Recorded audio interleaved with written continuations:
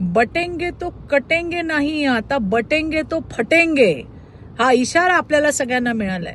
दिल्लीतील लाल किल्ला परिसरात 10 नोव्हेंबरला बॉम्बस्फोट घडवून आणला. तपासात पहिल्यांदा कारमधील DNA नमुन्यांवरून डॉक्टर उमर उन नबी ची ओळख पटली. त्यानंतर फरीदाबादमध्ये छापे टाकून डॉक्टर मुजब्बिल गनाई आणि आता डॉक्टर आदिल राठेर यांना ताब्यात घेण्यात आले.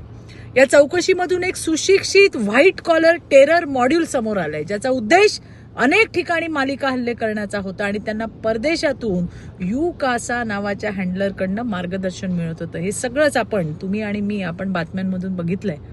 पण एक गोष्ट लक्षात येते का, या सर्व दहशतवादी कारवायांमध्ये भारताचे नागरिकत्व असलेल्या औरंग्याच्या औलादी होत्या.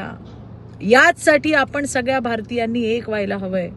कारण सत्तेसाठी उलेमा बोर्डाच्या समाजविघातक मागण्या सुद्धा मान्य करत सह्या करणारे, नव्या वक्फ बोर्डला विरोध करणारे, एकीकडे वोट चोरीचा कांगावा करून दुसरीकडे SIR ला विरोध करणारे, ज्यांना मशिदीचे भोंगे चालतात पण हनुमान चालीसा नको असं म्हणणारे, स्वतःला लिबरल हे गोंडस विशेषण लावतात, भाषावाद प्रांतवाद करून हिंदूंमध्ये फूट पाडतात.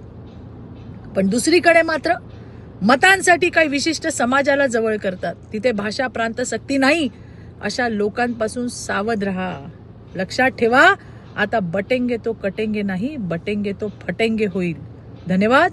जय हिंद, जय महाराष्ट्र, जय भारत.